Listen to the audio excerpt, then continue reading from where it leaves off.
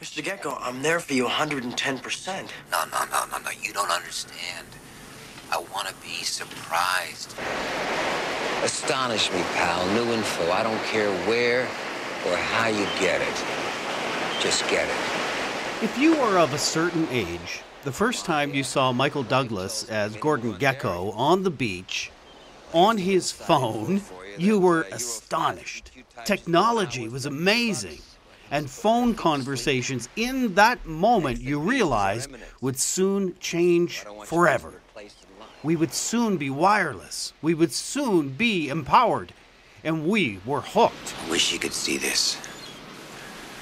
Lights coming up.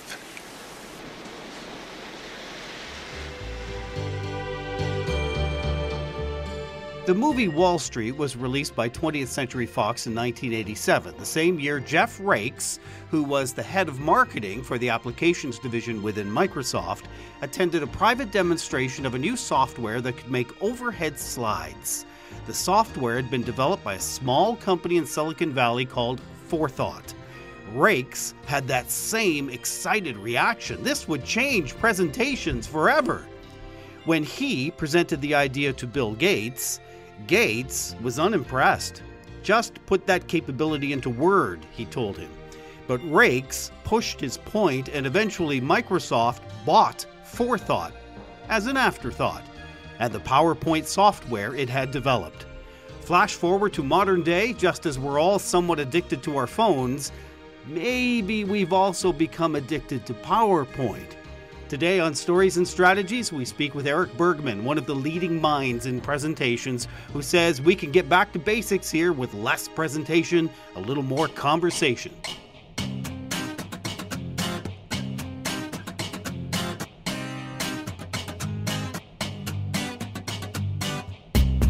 My name is Doug Downs. The music there after the movie scene was called The Tall Weeds, which is the theme from the movie Wall Street, composed by Stuart Copeland. My guest today is Eric Bergman, a longtime friend of mine, joining us in Toronto today. Hey, Eric. Hey, Doug. How you doing? I'm good. How is the big smoke today? Well, it's 13 degrees, so I took the motorcycle out. And we got rid of that Alberta clipper you sent earlier this week that gave us some snow, so it's a lot better than it was. We're working on another one just for you. Eric, I know you've spent time working as a government public affairs officer and a freelance consultant in both Edmonton and Toronto. You've written hundreds of speeches for executives in the private, public, and not-for-profit sectors, and you've earned local, national, and international awards for your work. In the 1990s, you began providing presentation skills training and one-to-one coaching. And over a span of 30 years, you've helped thousands of clients across 6 continents develop meaningful content for a host of speaking challenges and deliver that content memorably, which is the key. It is the thing we are going to be talking about today. But it all started way back in 1981 on a college internship, putting slides upside down into carousels. Those are humble beginnings, my friend. They were. And a humble ending, too. I remember doing that stuff, but I was in grade 4, way back in 81. So thank you for that.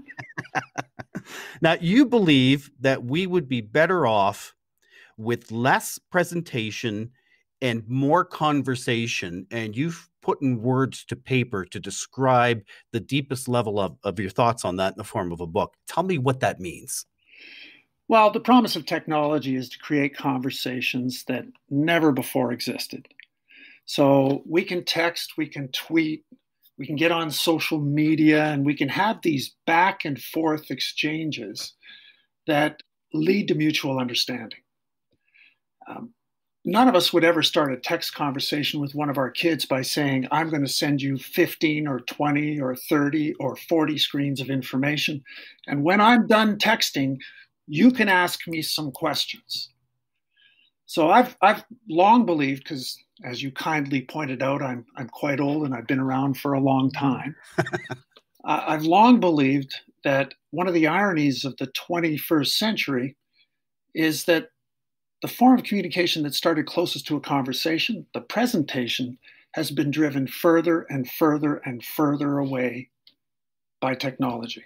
And today, it's perfectly acceptable to stand up and tell an audience, I'm going to deliver all of my information. And if any of you are still awake, still interested, if you have questions, you can ask me questions at the end. So my philosophy is we should bring that back and forth exchange back to presentations and create more meaningful exchanges between presenters and audiences of all kinds. Name of the book is One Bucket at a Time, and you've alluded to it. Tell me what the name is outlining in terms of your philosophy. The only reason for bringing people together in any form of presentation, whether you're in the room or via Zoom, is to listen to somebody share something of value.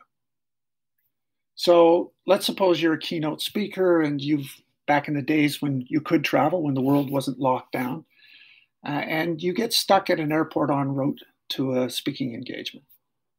Could you send your slides and have them flip through your slides and still collect your speaker's fee? No, absolutely not.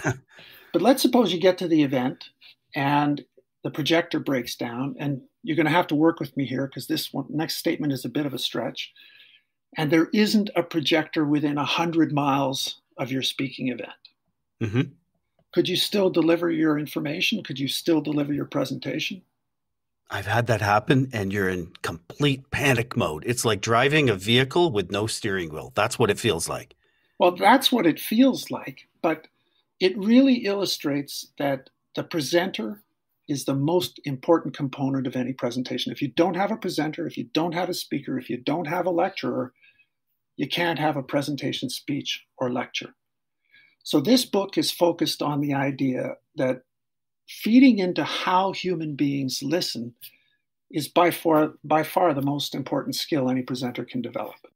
Are you completely convinced that most people in an audience setting today have those listening skills turned on, or are they there just sort of half alive and half listening? And is that actually embellishing what you're saying? Yes, because I don't think anybody ever accepts an opportunity to go listen to a presenter with the intent of wasting their time. I don't know anybody who does that. So even if, your boss, it's a command performance and you have to be there, if your boss has something interesting to say, you'll listen. And if your boss says it in an interesting way, it just supports the listening process.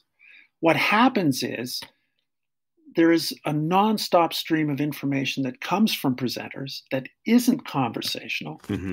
And it's like getting stuck at the party with the person who talks nonstop. The more they talk, the less you listen. Of course, they know you're not listening. So what do? Do they stop and pause and bring you back? Or do they talk more? And that's where we are with presentations. A couple of weeks ago, we were all riveted to our TV screens as the U.S. election was playing out over a matter of days instead of a matter of hours. And I'll use CNN. I'm not saying it did the best job or the worst job by any means, but it seems to be one of the most accessible, at least. So a lot of people watch CNN, and we watched John King standing in front of not necessarily a PowerPoint slide, but a digital board, and it was information vomit that was coming at me nonstop. Do you think that was delivered in a conversational style? And why do you think such a large television network would choose that methodology of presentation if it wasn't the most effective? Well, I prefer the term overload instead of vomit, but you're on the right track. Sure. So what we have to recognize is that television is fundamentally a different medium than a presentation. They are as different as almost as print and broadcast, not quite, but close. What do you think about dead air? Oh, it's death. Exactly. But dead air in a presentation, in a conversation, there are two elements of dead air. The first is for me to think before I'm talking. And we all know that thinking before talking is a good thing. I come from good Alberta stock. My family motto is lead with the lips, the brain will be along at some point in the future. And as I've acquired my and other people's share of gray hairs, I've had to learn that closing my mouth and thinking before talking is one of the best things I can do. Mm-hmm. On the other side of the coin is the listener. Human beings cannot listen and think at the same time. We just can't do it. If we're processing one idea and the other person's still talking, what they're saying, we cannot process. So a conversation is fundamentally different than television because dead air is essential. I actually had somebody from Alberta who had a broadcasting background go through my presentation skills program one time. And she said to me, "Oh, I get it. Finally, I get it. Dead air is my friend. Dead air is my friend. Dead air is my friend. Dead air is my friend." And I said to her, "You got it half right. Dead air is my friend. Dead air is my friend." So if there are no pauses, it is not conversational, and the audience cannot process the information. So let's get away from CNN and let's use another example that is similar and directly relevant. When you watch the weather report on any television station or listen to a weather report on any television station on the planet, the weather person talks nonstop from start to finish. The reason they do that is because if they're talking about, and I'm going to use a Toronto example, if they're talking about what's happening in Windsor, for example, or Edmonton, and I'm in Toronto or you're in Calgary, we don't care about Windsor, so we'll ignore that. As soon as they start talking about our location, we tune in and pay attention. When they go elsewhere, we tune out. So there's actually built-in tune-out to television, which you simply cannot afford to do in a presentation. Well, and now presentations are changing, right? You outlined quite rightly the difference between television and a presentation, except we're moving to screens now, right? Fewer rooms, more Zooms, Google Meets, Microsoft Teams. So how does that change how we present? Well, hopefully dramatically, because the way that most presentations are delivered are poorly done. You know, when we locked down for COVID-19, I thought, okay, I'm going to start rating presentations because I was coming out with the book and I was thinking about doing a blog called The Bucket List, where I actually rate presentations on a scale. I did, before I took a breath, I accepted invitations to 42 presentations. Now, I rate presentations out of 5 buckets. I got 1 5, 1 4.5, 1 4, a number of 3.5 and 3s, but I promised myself I would not write a review on a presentation that scored less than 2.5, and at least half of the presentations based on the standard that's in the book and on the blog, at least half did not score 2.5 out of 5. Wow. So the standard right now is absolutely terrible from a communication perspective. You begin your book by talking about ulcers. I actually really enjoyed this opening. It comes up as you're describing a scene from the 2011 movie Contagion, distributed by Warner Brothers. In this scene, the lead scientist, played by Kate Winslet, is explaining to her father that she is following in the steps of real-life Nobel winner Dr. Barry Marshall, who discovered ulcers were not caused by spicy food or stress, but by bacteria. So he injected himself with the bacteria to give himself an ulcer to prove his point. What are you doing? It's okay, Dad. No, it's not okay. Do you remember Dr. Barry Marshall? Thought that bacteria caused ulcers, not stress. Gave himself the bug and then cured himself. You taught me about him. I'm testing my vaccine. This is different. I don't want to get you sick. Ellie, you can't take that chance. Oh, Dad. You're here because you stayed in your practice treating sick people after everyone else went home. You took that chance. You took that chance every day.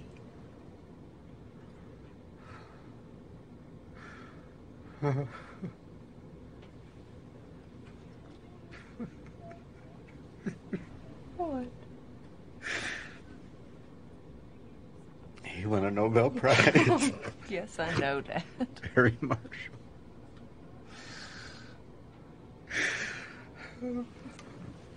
The reason I selected that was because I wanted to make the point that it's possible for a large group of highly intelligent, well-educated individuals to follow a fundamentally incorrect assumption. I was diagnosed with a duodenum ulcer in the mid-1970s. My doctor and I thought it was because of stress. Our parents were splitting up, and it was a while before it actually occurred. We knew it wasn't spicy food because my mother was British and she cooked most of our meals. And by 1982, when Dr. Marshall and his colleague discovered that it was bacteria, they actually went out on the circuit and tried to convince their peers that spicy food and stress were not the cause of ulcers. They had no luck, and it wasn't until Dr. Marshall injected himself with the bacterium that causes ulcers that his peers believed him, and in 2005, he won the Nobel Prize for his efforts. Mm-hmm. So my case here is that we have exactly the same process going on with presentations.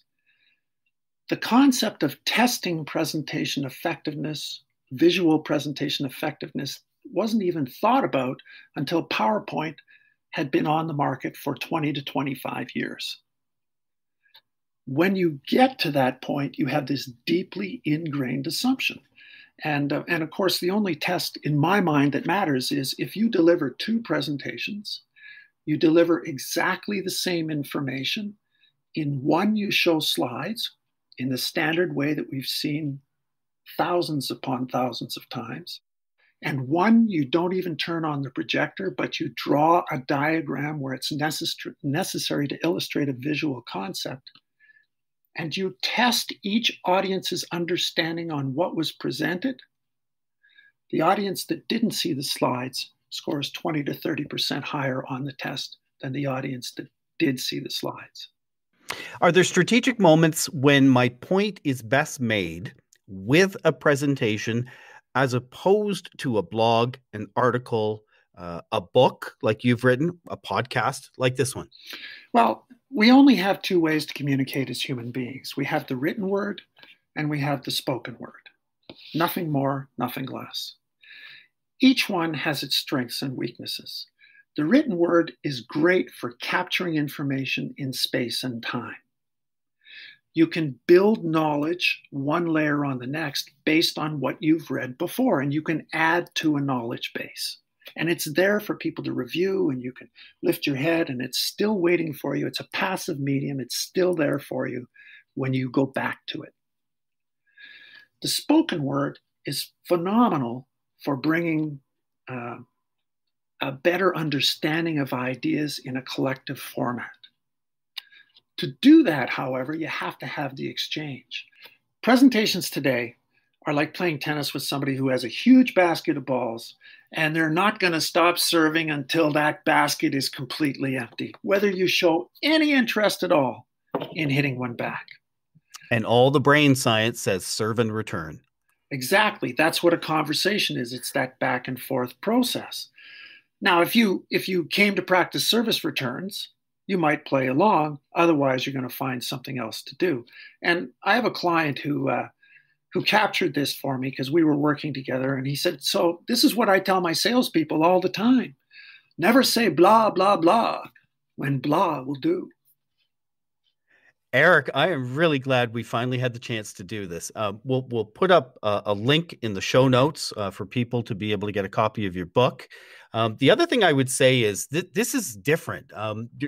It'll be hard to just read the book and go out and do this as a presentation style. Think about contacting Eric and helping you work through some of these different things. Eric, thank you so much for getting together with me today.